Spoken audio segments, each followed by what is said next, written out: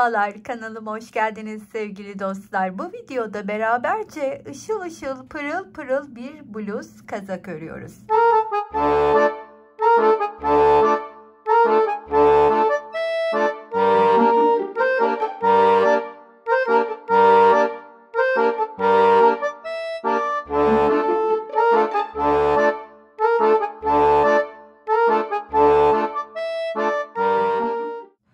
Bu kazağımız için ihtiyacımız olan ilk başta 14 adet motif. Öreceğim kazağım beden olarak 36'dan 38'e, yani belki 40'a kadar da uygun düşecektir ama video içinde ya da zaten videonun en sonunda size beden büyütme ile ilgili detaylı bilgiler vermeye çalışacağım.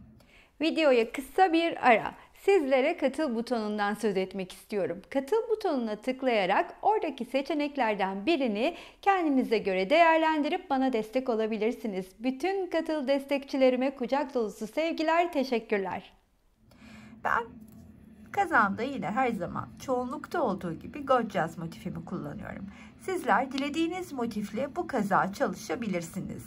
İlk defa bu videoda karşılaştığım arkadaşım varsa artık tek renkle bu motifi çok farklı ördüğüm için sizlere tek renkli örümünü bırakmak istedim. Bunun için de birazdan motifin yapımına beraberce geçeceğiz. Ama öncesinde hangi ipleri kullanıyorum? Gördüğünüz gibi ışıl ışıl pırıl pırılız. Sevgili Bil Hayalobi'den almış olduğum iplerimi kullanıyorum. Simli grubu, bakınız bu Gold'un biraz daha yeşile çalan bir tonu diyebilirim ama o kadar güzel gold tonları var ki iletişime geçtiğinizde sizlere diğer tonları da fotoğraf şeklinde göndereceklerdir. Bu simli grup. Bu da koton sim karışık bir grup. Tam olarak ellerinde bu ipin bulunmadığını biliyorum. Ancak kotonla simi karıştırarak size bu ipi hazırlayabilirler. Ya da siz de elinizde olan iplerinizi bu proje için rahatlıkla kullanabilirsiniz. Bu ipleri bu projede 2,5 milim tığ ile öreceğim. Biraz daha tok, biraz yani dökümden ziyade bir tık daha özellikle motif kısmının tok durduğu bir kazak örmek niyetindeyim. Ben beden için örmüş olduğum 8 tane motifi aynı zamanda birleştirdim de üstüne çalışmaya başlayacağız. Kol parçasının bir tanesini de birleştirdim. Şimdi diğerini hem üçüncü motifini birlikte öreceğiz hem de birleştirmesini göstereceğim. Böylelikle bunun üzerinde göstermiş olduğum birleştirmeyi kavradıktan sonra diğer büyük parçayı da kol parçasını da rahatlıkla örebileceksiniz. Bu arada benim motiflerim şöyle hemen göstermem gerekirse 10 santim, yani 9,5 diyebilirim hatta. Sizler büyük beden çalışmak niyetindeyseniz motiflerinizi bir sıra daha büyüttüğünüzde çok rahatlıkla 40-42-44 bedene uygun düşecektir. Daha da büyük bedenler yine bir sıra daha büyütebilirler. Yalnız burada ben motifimi 5 sıra örüyorum. 5 sırada bu santime ulaştım. Siz de ördükten sonra mutlaka motifinizin kaç santim olduğunu ölçün ki her zaman dediğim gibi asıl olan aslında motif sırasından ziyade motif ölçüsüdür. Motifimi bu sim koton karışık grup ile örüyorum. Bunun için hemen sihirli halka içine çalışmaya başlayacağım. İlk olarak parmağıma doladığım ipimi bir kez doladım. Yeni başlayan dostlara önerim şöyle 2 kere dolayıp daha sağlam çalışmalarıdır. Biz güzelce ne gizleyeceğiz şimdi. Tığımı içinden sokup ipimi çıkartıyorum. Pardon, ilmeğimi çıkartıyorum. Şöyle bir zincir çekip yükseliyorum. Parmağımı tığımın üstünde tutarken iple birlikte arkasından dolandırıp hemen aynı boşluğun içine şöyle bir batıp ilmeğimi çıkartıyorum. Aldığım ipi hem çıkartmış olduğum, bakın bu ilmeğin arkasından hem de bu ilmeğin arkasından çıkartıp şöyle burada tığda 2 taneyi tutuyorum. Siz burada 3 zincir çekerek yükselebilirsiniz. Hemen yanına diğer ikili trabzanımı yaparken tığdaki 3 ilmeği birlikte topluyorum. Çünkü 2 adet ikili trabzanla örülen bademler örmeye başladım. Arada 2 zincirim var. Tığın üstüne ipimi aldım. Aynı boşluğa battım. Bir kere çıktım. Tığımda tuttum. Yine tığın üstüne ipimi aldım. Yine aynı boşluğa batıp bir kez çıkıp 3 ilmeği birlikte topladım. İkili bademimi yine örmüş oldum. 2 zincir, aynı boşluğun içindeyim. Bunu 8 grup halinde tamamlayacağım. Şu anda 3 olduk. Bu arada tabii ortasında küçültüyorum. Bakın 1 2 3. 1 2. 1 2 3 ilmeği birlikte 8 adet örelim. 8 adeti tamamladığımda ortasını sıkıştırıp şöyle güzelce burada bir zincir çekiyorum. Aynı renkle devam ettiğim için bir üst sıraya ortada kalarak çıkmak istiyorum. Tığın üstüne ipimi aldım. Burada ilk örmüş olduğum grubun tepesine batarken bu ipi de gizlemek amaçlı tığımın üstüne alıyorum. İçinden ilmeğimi çıkarttıktan sonra tığdaki 3 ilmeğin içinden de yine bir ilmek çıkartıp ortada kaldım. Şimdi ne yapıyorum? Yine bir zincir çektim. Yükseldim. Tığımın üstüne dolandırıp aldım. Dibine batıp ilmeğimi çıkarttıktan sonra ön ve arkadaki kısımların arkasından ilmeğimi yine çıkardım. Bakın. Yine tığımda tutuyorum 2 ilmeğimi. Eğer sadece ikili trabzan örseydim bunu da örecektim. Badem öreceğim için ikili trabzanlarla tutuyorum. Aynı boşluğa gelip bir kere çıktıktan sonra 3 ilmeği birlikte örüyorum. Bu sırada da aradaki zincir sayım hep 2. Alt kısımda oluşan 2 zincirli her bir boşluğun içine, bakınız şurada gösterdiğim gibi, 2 ikili trabzandan oluşan badem 2 zincir, badem 2 zincir, hep o mantıkla da ikinci sırayı tamamlayacağız. Şimdi buranın ikincisini dönüşte öreceğim. Geldim boşluğun içine, 1, tekrardan boşluğun içindeyim, 2, hepsini şurada bir ör, 2 zincir, aynı boşluğun içine yeniden bir ikili badem, diğer boşluğun içine geçerken de 2 zincirimi çekiyorum, o boşluğa öyle geliyorum. Yani grupların arasında hep 2 zincirim var. Sonuna kadar da bu şekilde bu sırayı tamamlayalım.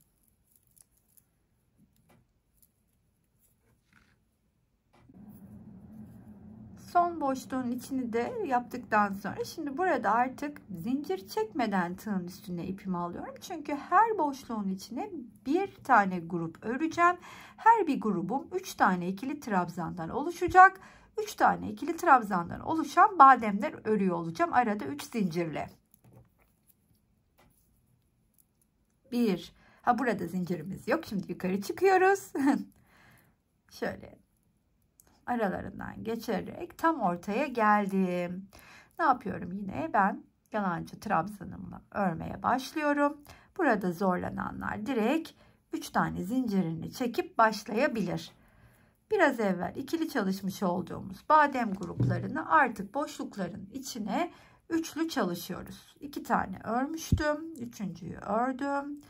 Bütün ilmekleri bir topluyorum. Arada 3 tane zincirim var. Yeniden diğer boşluğa geldim. 1, 2 ve 3. İlmekteki tığdaki 4 ilmeği birlikte ördüm. Yeniden 3 zincirimi çekiyorum. 1, 2, 3. Bütün boşlukları bu şekilde tamamlayalım.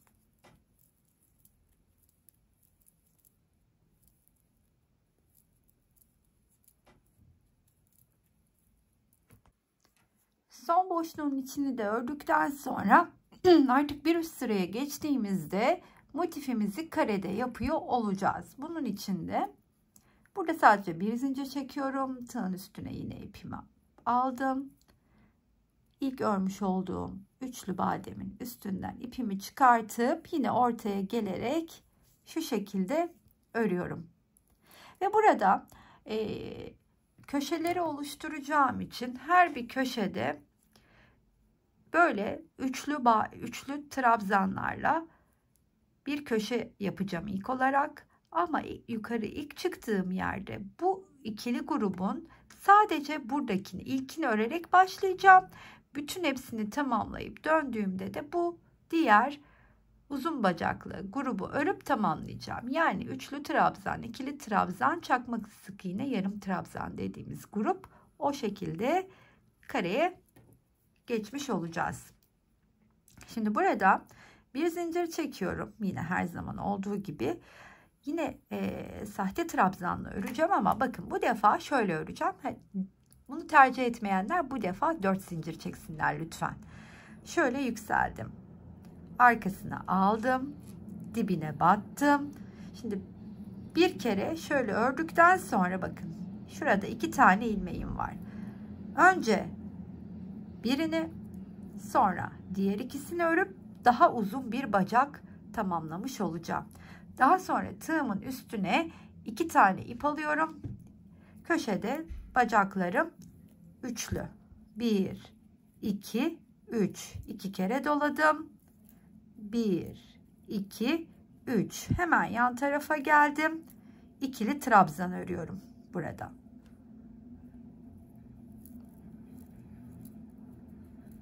Bir, 2, 3. Daha sonra yanına geldiğimde de çakma trabzan, çakma sık iğne ya da yarım trabzan. Siz hangisini diyorsanız bakın şöyle bir kere çıktım. Tığın üstüne ipimi alıp 3 ilmeği bir örüyorum. Yine aynı şekilde 3 ilmeği bir örüyorum. Bir tek burada bir zincir çekiyorum. Normalde aralarda hiç zincirim yok. Bu çakmalardan geçişlerde bir tek zincir çekiyorum. O da elimden öyle güzel düştüğüne kanaat getirdiğim için.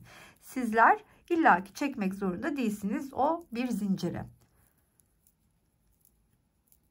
Yeniden diğer köşeyi oluşturacağım. Bunun için de aynı köşenin içine üçlü gruplarımdan üçlü trabzanlarla ikişer tane örüyorum.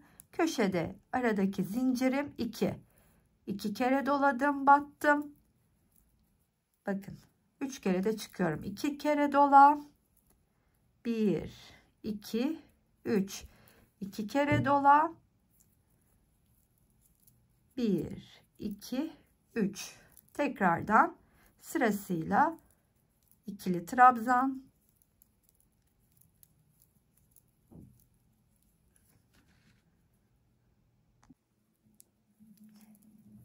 çakmalar, attım hepsini bir zincir,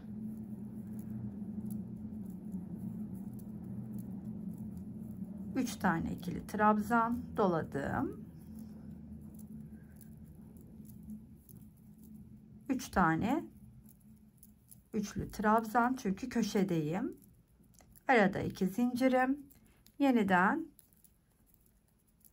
3 tane ikili trabzan. Bu mantıkla yuvarlak olan motifimizi tamamen etrafını örerek kareye çevirelim.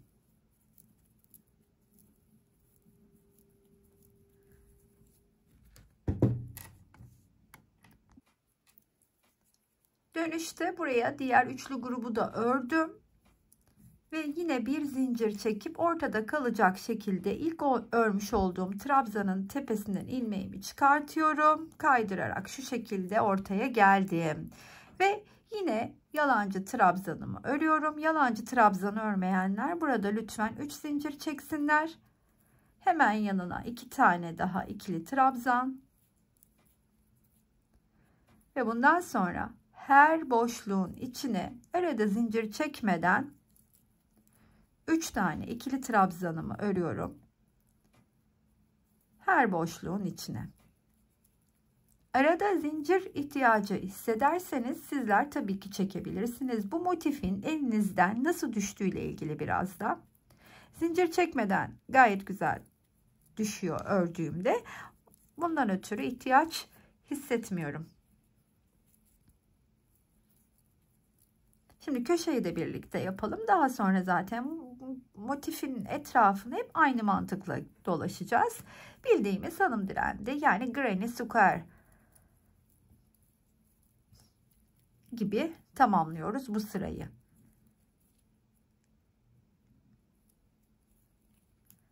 Arada 2 zincir, aynı köşenin içine 3 tane daha ikili trabzan. İşte bu şekilde bütün motifimizin etrafını dolaşalım. Son, artık yeniden döndüm. Boşluğun ilk üçlü grubunu örmüştük. Şimdi ben diğer üçlü grubumu da örüyorum ikili trabzanlarla. 2 de zincirimi çektikten sonra ilk örmüş olduğum trabzanın tepesine batıp arasından kaydırarak ipi de geçirdikten sonra şöyle güzelce kilitliyorum ve artık birleşmeye hazır motiflerim. Öyleyse birlikte birleştirmeyi de görelim. Birleştirme kısmına geldiğimde ise artık çakma sık iğnelerle birleşiyor olacağım. Bunun için tığımın üstüne ilmeği çıkarttıktan sonra ip alıyorum ve motifimin iki kenarını birleşmeye başlamadan önce örüyorum. İlk olarak köşenin birine batıp 2 tane çakma sık iğnemi örüyorum. Daha sonra alttaki trabzanların tepesine çakma sık iğnelerimi örmeye devam ediyorum. Köşeye kadar bu şekilde ilerleyelim.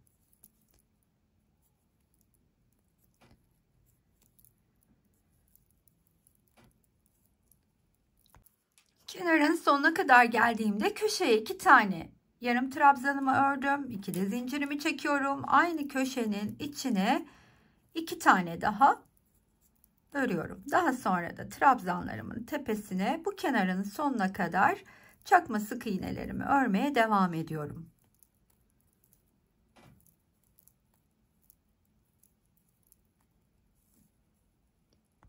Kenarın sonuna geldiğimde buradaki köşenin içine de 2 tane çakma sık iğnemizi örüp 2 de zincirimi çekiyorum. Daha sonra sıradaki motifi alıp her iki motifin de ön yüzü bana bakarken yeni motifin köşesine 2 tane yarım trabzanımı örüyorum. Ben de buna bir yarım trabzan, bir çakma sık iğne diye sonra trabzanın üstüne de ördükten sonra tığdan çıkıyorum ve karşıda 1 2 3.'yü sayıp 3.'nün içinden ilmeğimi çıkartıyorum. Daha sonra tığın üstüne ipimi alıyorum. Yeniden 3 tane yarım trabzanımı örüyorum. Tığdan çıkıp 1 2 3'e batıyorum. Arkada 3.'yü bulup içinden de geçiriyoruz. Bakın burada 3 tane örüyorum. Buradan çıkıp 1 2 3'ü sayıp içinden batıp ilmeğimi çıkartıyorum. Sonuna kadar da bu şekilde devam edelim kenarın. Sona doğru yaklaştığımda motifimde 2 tane örülmemiş trabzan kaldı. İkisinin üstünü örüp tığdan çıkıyorum. Karşıda da zaten karşılığı olarak 2 tane kalmış oluyor. Onun da içine battıktan sonra köşeye gelip 2 tane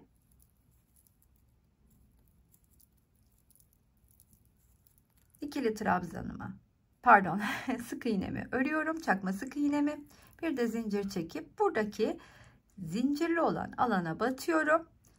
İlmeği içinden çıkarttıktan sonra bir zincir daha çekiyorum ve köşenin diğer 2 tane çakma sık iğnesini örüyorum ve bütün bu kenarı yani şöyle ve şöylecene buraya kadar çakma sık iğnelerle geçeceğim.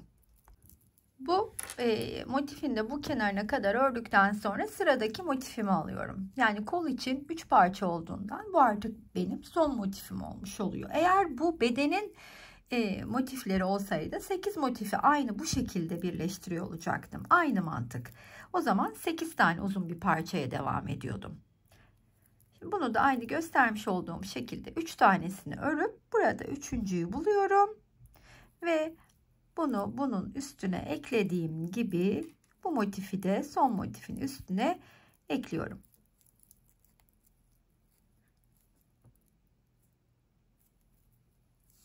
Yani şöyle bunu buraya tutturacağım. Böylece ne gelelim. Bu kenara kadar geldim. Şimdi artık şunu söylemek istiyorum. Dediğim gibi kol motifleri olduğu için 3 taneyi birleştirdim. Eğer beden motiflerini birleştiriyor olsaydım 4, 5, 6, 7, 8 diye ilerleyecektim. Sonuna geldiğimde de bu kenarı geçeceğim. Şu kenar açıklığına kadar yani alt kenara kadar şuraya kadar çakma sık iğnelerimi örerek devam edeceğim. Şu iki motifin kesiştiği yere kadar mantığımız aynı. Orada nasıl örmemiz gerektiğini göstereyim. Oraya geldiğimde de buranın 2 tane çakma sık iğnesi örülmüştü zaten. Ben diğer 2 taneyi örüyorum. Bir de zincirimi çekip şu ikisinin kesiştiği noktaya batıp şöyle bir sık iğne örüyorum ve çakmalarımı örmeye devam ediyorum.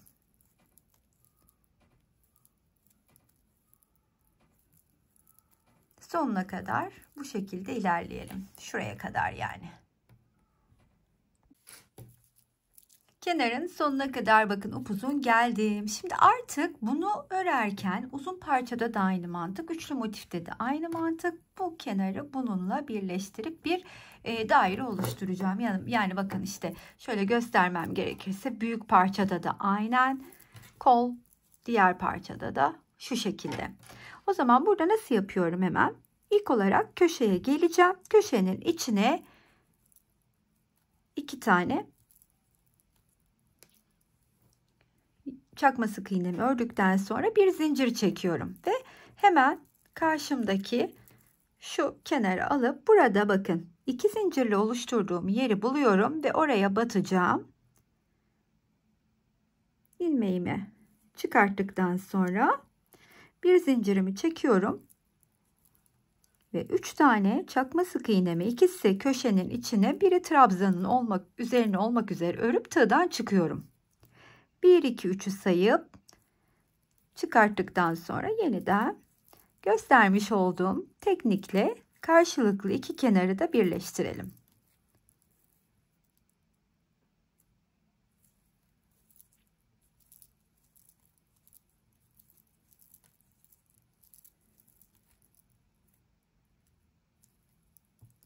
Burada sonuna geldiğimde ise artık bu 2 taneyi şuradan hemen çıkartalım.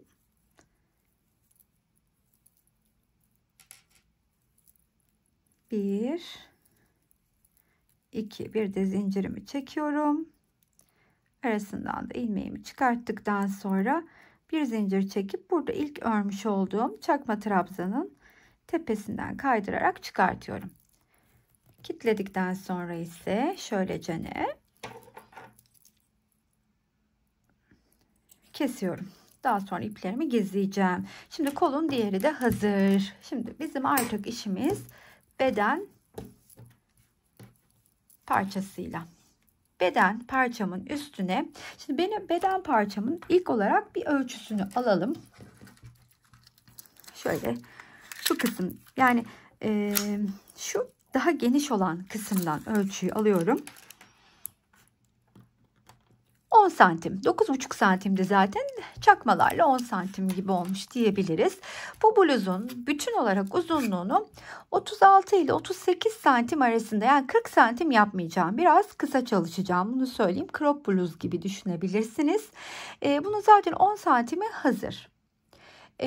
18 santim 17 santim civarını da kol evine ayırmak istiyorum. 10 santim de burada hazır olduğuna göre 17 de oradan desek, yani 17 kol evine ayıracağım. 10 santim de bu 27 toplamda.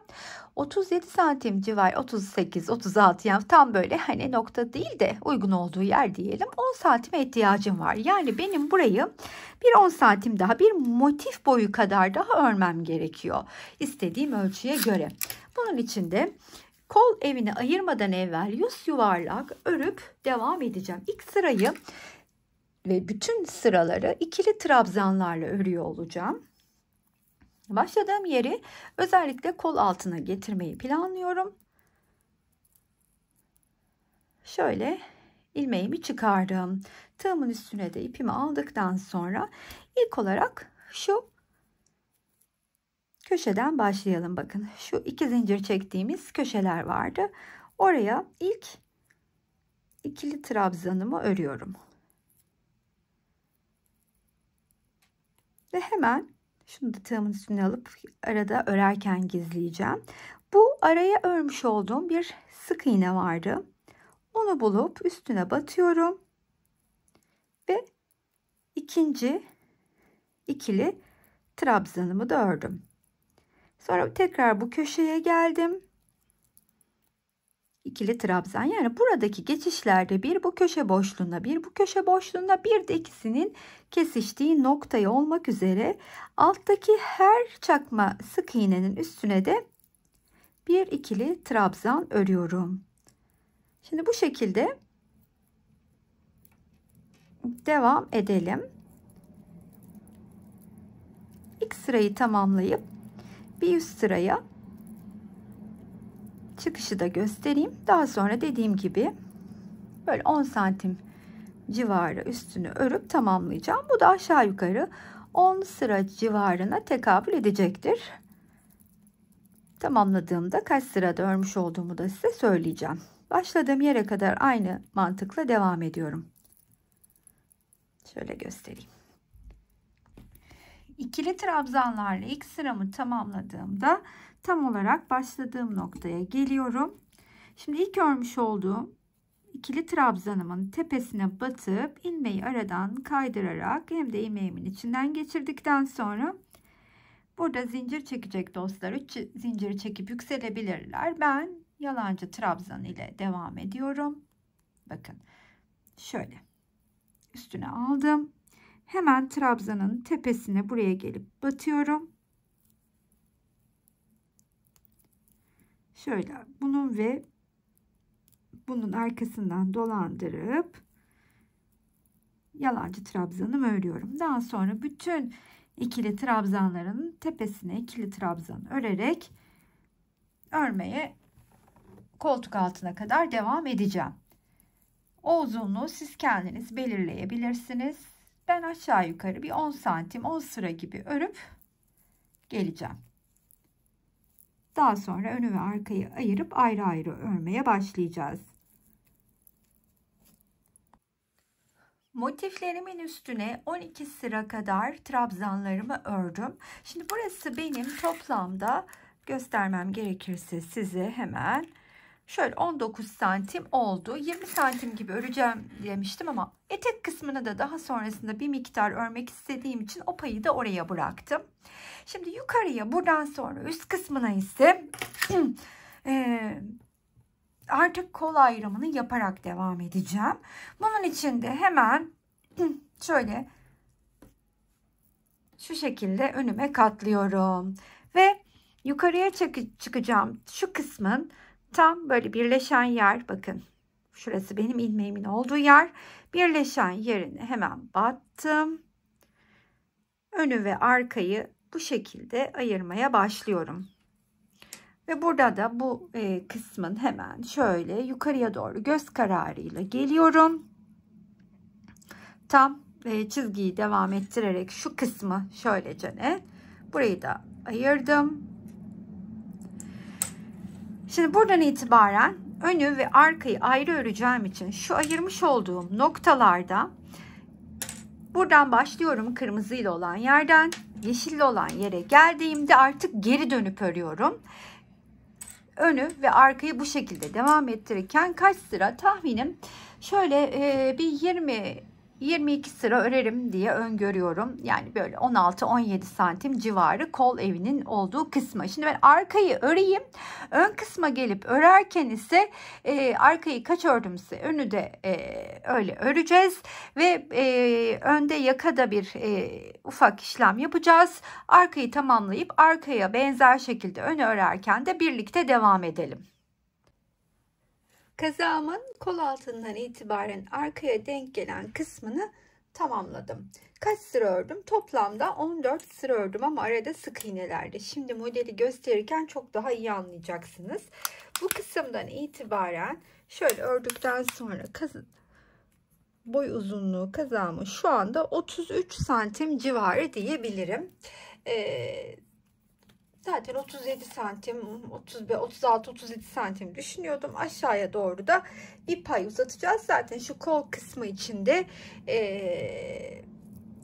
omzu yaparken de bir tık uzayacak kazağımız. Öyleyse hemen şöyle döndürüyorum ve bu taraftan ön kısmı çalışırken modelin kuruluşunu size göstermek istiyorum. İlk olarak ilmekle şu ilmek belirleyici ile ayırmış olduğum yerden çalışmaya başlayacağım. Yani tam olarak şurası. Şunu artık çıkartabilirim.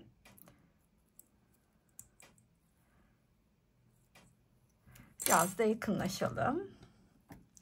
Şöyle ilmeğimi çıkartıyorum hemen. Tığın da üstüne ipimi aldıktan sonra şuradaki ilk trabzanın tepesine batıyorum ve bu sıranın sonuna kadar ikili trabzanlarımı öreceğim. İlk sırada arkasını çevirip bir üst sıraya geçtiğimizde ise normalde kazağın bütününde yaptığımız teknikten bir tık farklı çalışacağız.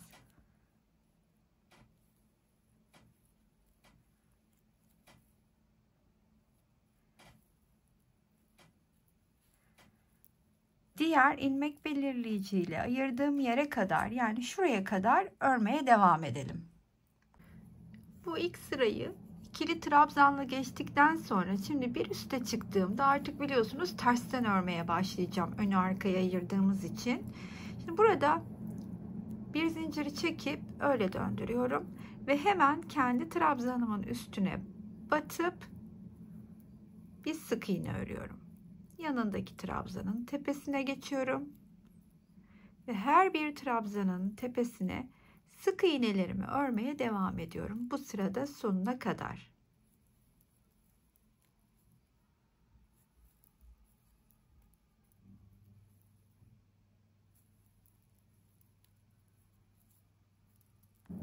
Sık iğneyi de sonuna kadar ördükten sonra artık bir üst sıraya, yani ön tarafından örmeye geçtiğimde ikili trabzanlarıma başlayacağım. Sizler burada 3 zincir çekerek döndürebilirsiniz. Ben ise bir zincir çekiyorum, yükseliyorum. Bu ilmeği tığımın üstüne aldıktan sonra döndürüp hemen dibine batıyorum ve bir ikili trabzanımı örüyorum. Hemen yanındaki trabzanın tepesine bir ikili trabzan. Daha doğrusu sık iğnelerin üstüne şu anda ikili trabzanlarımızı örüyoruz. Ve ben biraz evvel size arka tarafını 14 sırada tamamladığımı söylerken sık iğneleri saymadan sadece örmüş olduğum ikili trabzan sıralarını söyledim. Şimdi bunu da bu mantıkla, göstermiş olduğum mantıkla 14 sıra örelim. Arkayı 14 ördüm. Önü 15 ile omza birleşeceğim. Yani bunun için 14 taneyi tamamlayıp 15. sırada arka ile birleşmek üzere nasıl yapacağımızı göstereyim.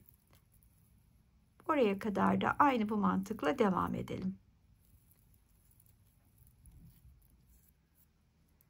Bluzumun ön tarafını 14 sıra olarak ördüm.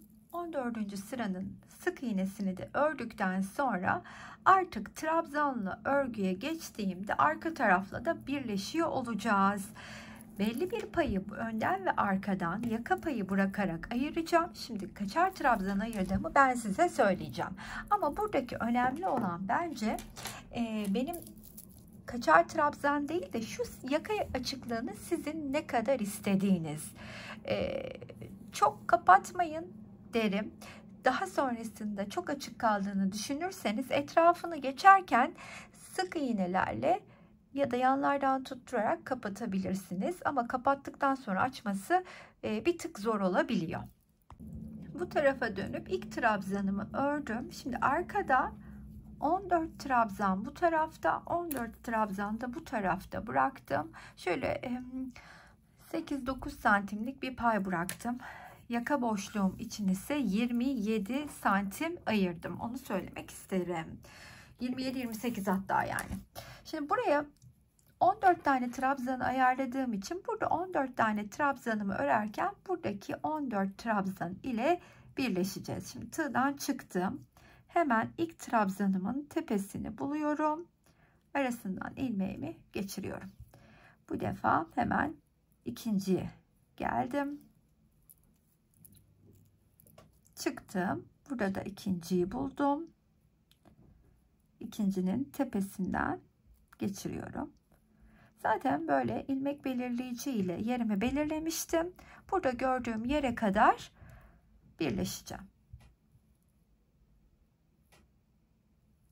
Burada bir trabzan örüyorum ikili. Tığdan çıkıyorum. Tam karşısındaki trabzanın içinden geçiriyorum. Çıktım.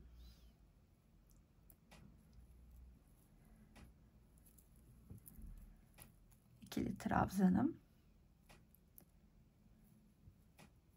Bu şekilde birleşmeye devam ediyorum.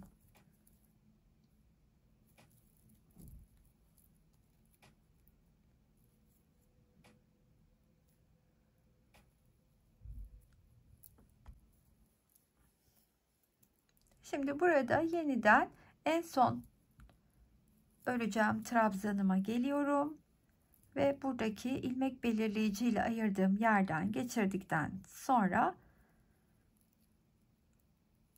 aşağıya gelip artık ikili trabzan değil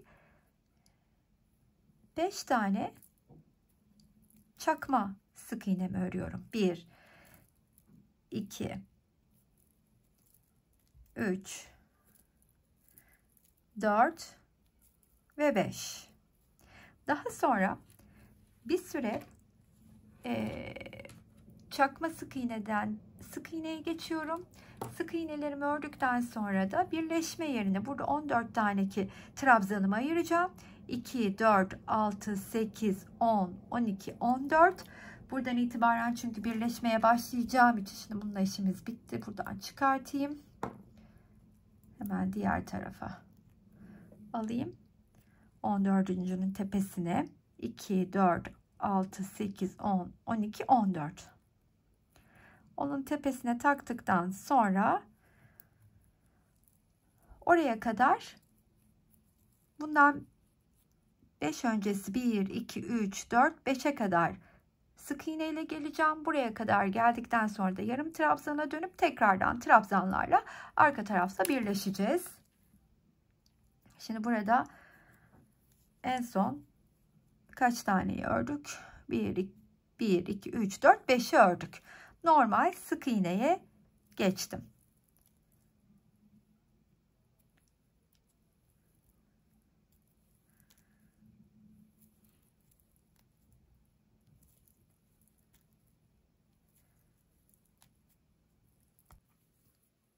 Buradan ayırdığım yerden biliyorsunuz 14 ikili trabzan bu taraftaydı. 5 de bu taraftan ayırdım. Çünkü artık çakmalarımı öreceğim. Sık iğnelerimi tamamladım. Hemen tığın üstüne ipi alıp 1 2 3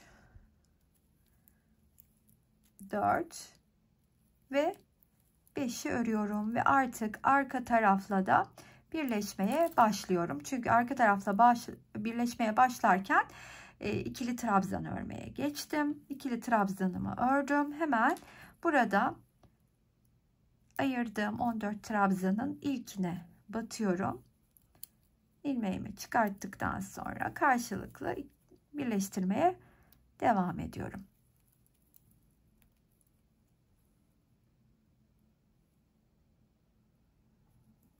İki.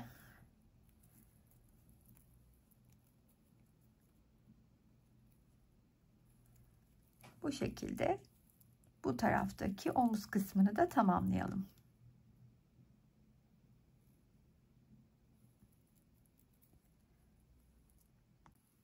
Son 2 tane trabzanı da birleştiriyorum omuzla. Sonuncudayım. Çıktım. Şimdi buradaki son trabzanın da tepesine batıp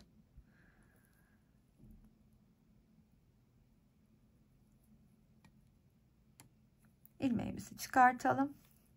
Sonra kilitledikten sonra da şöyle sıkıştırıp ipimi kesiyorum. Böylelikle tamamlamış oldum. Omuz kısmını, yaka açıklığını da oluşturduk. Şimdi artık kolları örmeye geldi sıra. Biliyorsunuz şöyle bilek ucuna öreceğimiz parçaları hazırlamıştım. Ona göre ilerleyeceğim. Şimdi ben bir tarafını yapayım, diğer tarafı da birlikte örelim. Burada omuzlarımızı biliyorsunuz birlikte oluşturduk. Daha sonra ben kol evine kolumu da yerleştirdim. Şu şekilde göstereyim. 3 tane motifle başlayıp bütün de kolunu ördüm. Şimdi ilk olarak şu kol evini nasıl hazırladığımı göstermek istiyorum. Bunun için de nasıl buradaki sayıyı tespit ettim? İlk kez ya atıyorum bunu bir sıra fazla örüp benimle birlikte örecek olan arkadaşlar ilk başlarlarken şu kısmı oluşturmadan, şu kısmı örmeden evvel şu kol ağzındaki kısmı örmeliler. Burada 2 trabzanla sık iğne, kaydırmalı sık iğne sırası geçtim ama ilk trabzan sırasında sayım 74 olarak toparladım. Buraya 74 trabzan kurduktan sonra da buradaki kol ağzına da 75 tane oluştu. Orada bir tane 75 tane fazla olduğu için trabzan şu kısmı da kurarken bir yerde bir tane arttırma yaptım. Tam olarak kol ağzına yerleştirebilmem için buradan yukarı doğru çıktığım trabzan sayısıyla buradaki trabzan sayısını birbirine göre tutturdum. Şimdi size göstermem gereken şey benim şuradaki kol açıklığı için kaç santim yer bıraktım. Şöyle göstereyim. 16,5-17 santim. Zaten öyle olduğunu da başta da o kadar yapmak istediğimi söylemiştim. Buradaki motifimin de çevresi bakarsanız zaten şöyle 15,5-16 santim yukarıya doğru minicik bir arttırmayla arttırmaya bile gerek yok. Şuradaki örme şeklimi gösterdiğimde size otomatik olarak burası 74 olacak zaten. İlk olarak o zaman kolla başlayalım. İlmeğimi çıkartıp tığın üstüne ipimi aldıktan sonra şöyle herhangi bir noktasından başlıyorum. Trabzanlarımın üstüne ikili trabzan örmeye. Bu bizim şu anda kol ağzı ördüğüm yer. Trabzanların üstüne örüyorum. Şimdi şu köşedeki geçişleri nasıl yaptığımı da göstermek istiyorum. Şimdi ilk önce buradaki köşeye bir tane ördüm. Birleştikleri ortak noktaya bir tane ördüm. Bir tane de buradaki köşenin içine örüyorum.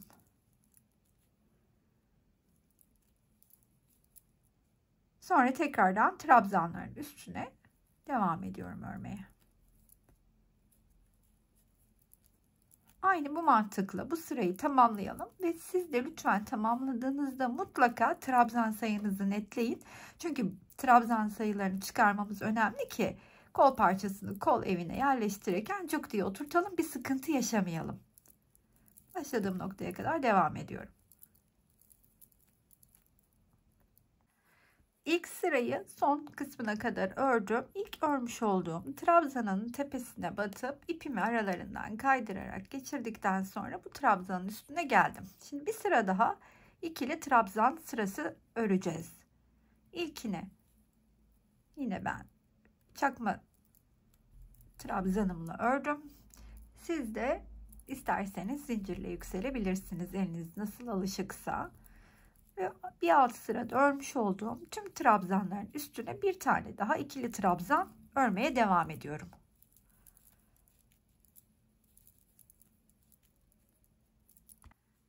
Burada da artık tamamladıktan sonra bir sıraya çıkarken kaydırarak üstüne geliyorum ve bakın kaydırma yöntemiyle devam ederken bulunduğum yerdeki dişe batıp kaydırarak içinden geçiyorum. Hep en üst ilmeğin dış dişine. Kaydırmaya sadece, yani sık iğne de örmüyorum. Kaydırarak örmeye bu şekilde devam edelim.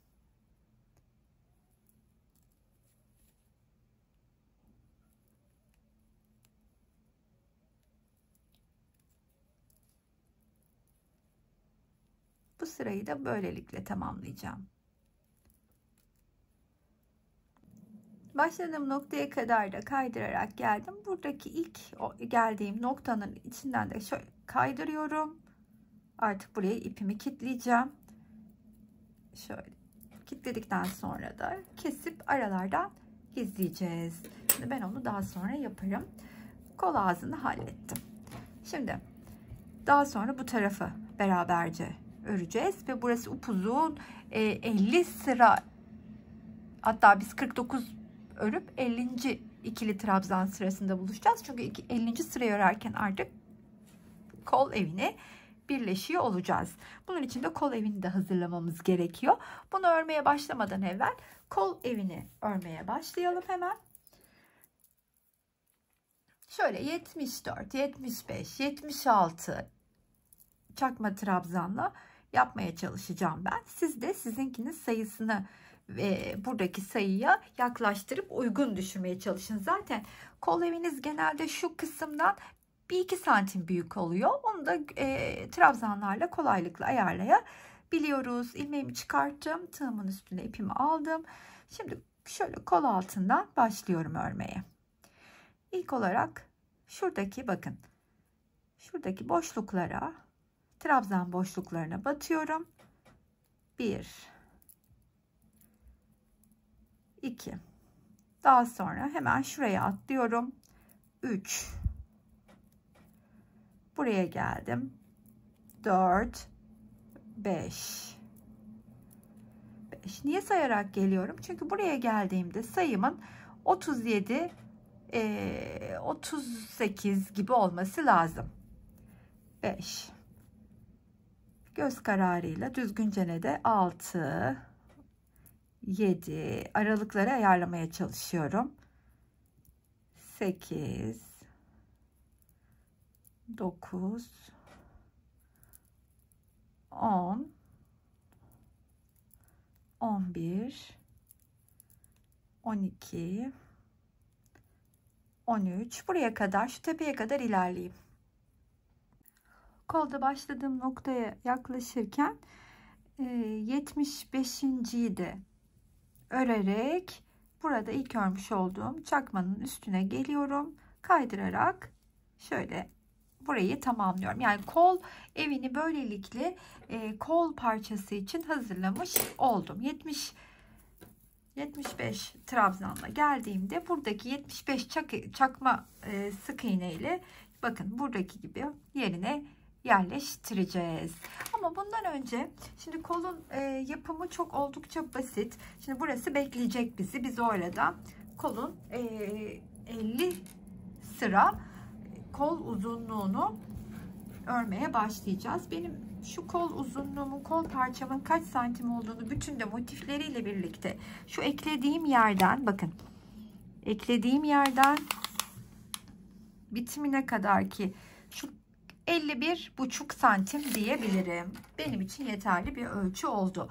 Buna da şu kısmı tamamladıktan sonra üstüne 52'li trabzan örerken 49'u ördüm. 50.yi örerken de işte şuradaki hazırlamış olduğum çakma sık iğnelere yerleştirdim.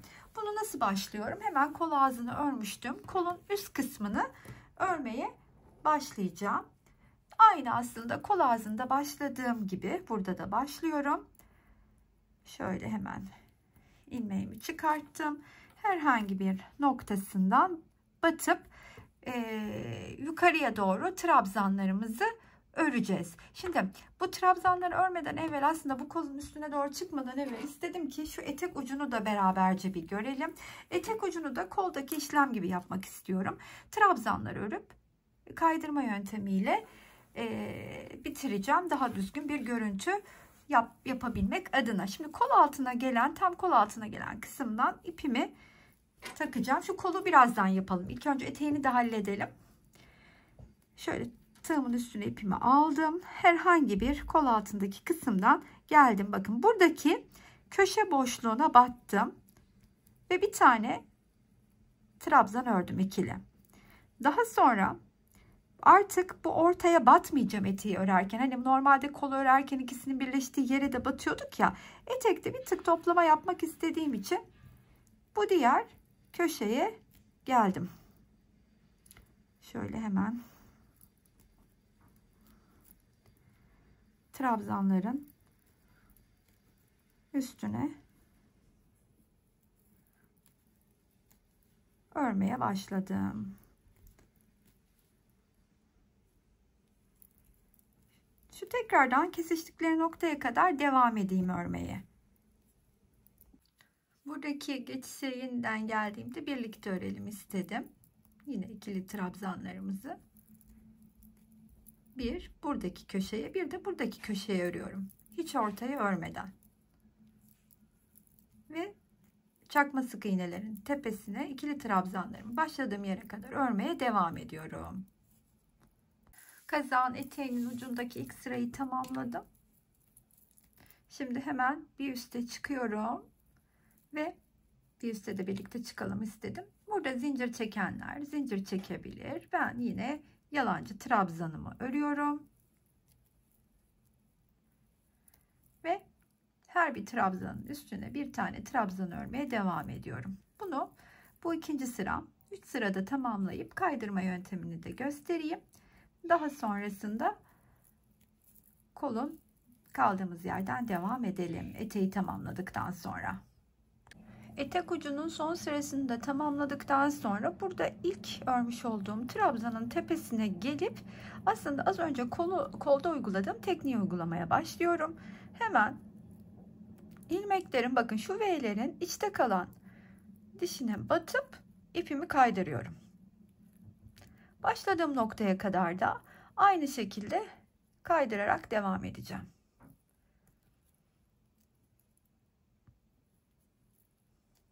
Böyle. Kazağımın etek ucunu da toparladım. Dikkat ederseniz o kaydırma sırası kazağımı bir miktar böyle aşağıda bombe gibi toparladı. Ama ben böyle durmasını istediğim için böyle yaptım. Yani aklımdaki kombinle bunu bu şekilde kullanacağım. Ondan. Eğer siz aşağısı açık ve daha salaş dursun isterseniz son sırasında benim bitirdiğim yöntemle bitirmemenizi öneririm. O zaman doğrudan sık iğne ile de örebilirsiniz. Şimdi hemen bu kol parçasını biliyorsunuz, kol ağzını örmüştük. Artık kolun etrafını örmeye başlayacağım. Ama hiçbir farkı yok. Biraz evvel gösterdiğim gibi kol ağzında şöyle bu kol ağzını yaparken şuradaki geçişlerde biliyorsunuz, şurayı hemen göstereyim. Şuradaki yaptığım gibi aynı burada da hem köşeye hem ortaya hem köşeye basarak devam edeceğim, batarak. Bunun için de hemen şimdi ilmeğimi çıkartıyorum ve uygun bir yerden başlıyorum. Size tavsiyem, eğer şuradaki kol eviniz daha genişse, daha büyük örmüşseniz ve buradaki trabzan sayılarınız buraya tam oturmayacak gibi ise burada bazı noktalara batarken tek trabzan değil çift trabzan batırmanızı gerektiğini söyleyebilirim, önerebilirim. Şimdi burada ilmeğimi çıkarttım. pardon, üstüne almadan geldim. Herhangi bir noktasından batıp ilk trabzanımı örüyorum. Daha sonra ise sırasıyla altta örmüş olduğum çakma sık iğnelerin üstüne trabzanlarımı örmeye devam ediyorum. Mesela atıyorum, şimdi sayılarda bir sıkıntı yaşadınız, tutmuyor. Bu köşelerden birine çift batabilirsiniz. Sayı arttırması yapabilirsiniz. Kol evine yerleştirirken bir sıkıntı yaşamamak için.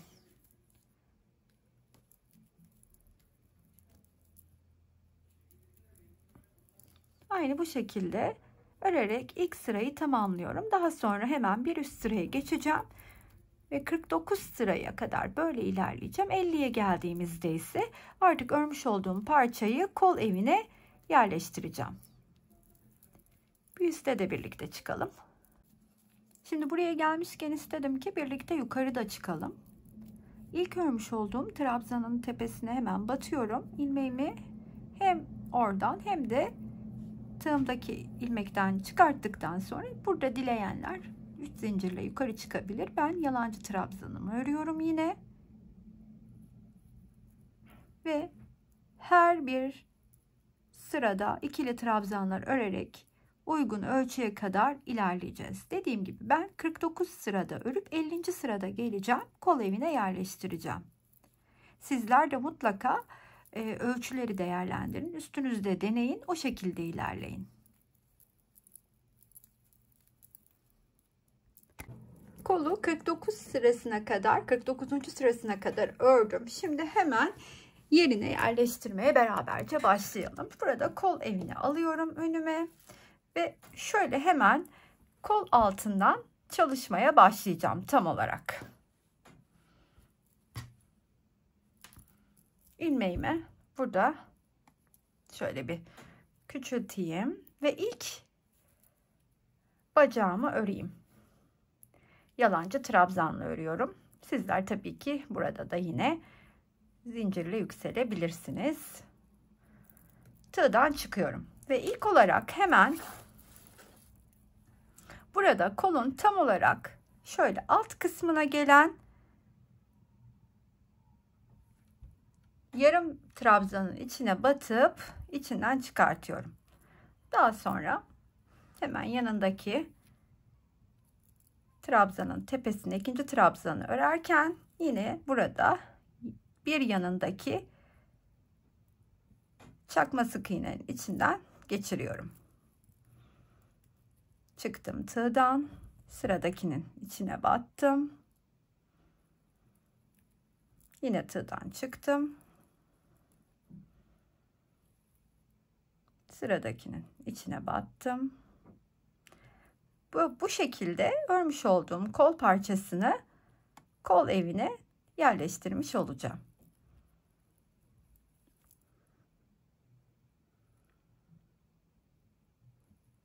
Sonuna kadar, başladığım yere kadar aynı mantıkla devam ediyorum.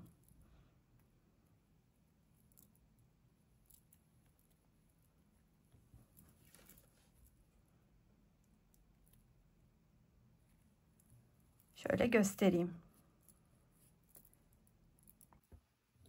Böyle sonuna kadar geldiğimde bakın tam daire olarak, yuvarlak olarak kol evine yerleştirdim. Burada son bir trabzan tepem kaldı. Tığımdan çıkıyorum ilmeğimi şu şekilde. Burada son kalan kısma da batıp karşılıklı hepsini birleştirmiş olacağım. Bunu burada güzelce sıkıştırıp ipimi kesiyorum ve kazağımızı tamamlamış olduk. Kazağımızı tamamladım. 36'dan 38 bedene kadar rahatlıkla uyum sağlayacak bir kazak oldu. Beden büyütmek için ilk başta motiflerimizi bir sıra, daha da büyütmek isteyenler 2 sıra fazla örebilecekleri gibi motif sayısını arttırabilirler. Mesela motif ölçüsünü birebir aynı çalışıp öne 4 değil 5, arkaya da 5, toplamda alt kısmı 10 tane motif yerleştirebilirler. Kol ağzına da 4 motifle çalışabilirler. Ama mesela sadece 40-42 bedene kadar yükseltmek isteyenlere motifin bir sıra fazla örmelerini, 44 beden üstüne motifi 2 sıra fazla örmelerini önerebilirim. Dil boyunu da dilediğiniz kadar uzun çalışabilirsiniz. Toplamda 280 gram ip gitti. Bu 280 gramın 100 gramını motiflere kullandım. 180 gramı ise simli kısmı. Ben çok sevdim. Gerçekten içime sinen, çok keyifle kullanacağım bir bluz sahibi olmuş oldum. Umarım sizlerin de hoşuna gitmiştir ve örmek istersiniz. İpleri eğer aynı iplerle çalışmak isterseniz Bilhaya Lobby'den temin edebilirsiniz. Farklı elinizde olan ipleri kullanacaksanız da değerlendirebileceğiniz şık bir parça diyebilirim. Buraya kadar izleyip beğendinizse şayet sizlerden her zaman olduğu gibi bir kalbinizi rica edeceğim. Abone olmayı unutmaz, yorum ve beğenilerinizi esirgemezseniz beni mutlu edersiniz. İzleyen herkese çok teşekkür ediyorum. Sıradaki videolarda görüşmek üzere. Hoşça kalın arkadaşlar.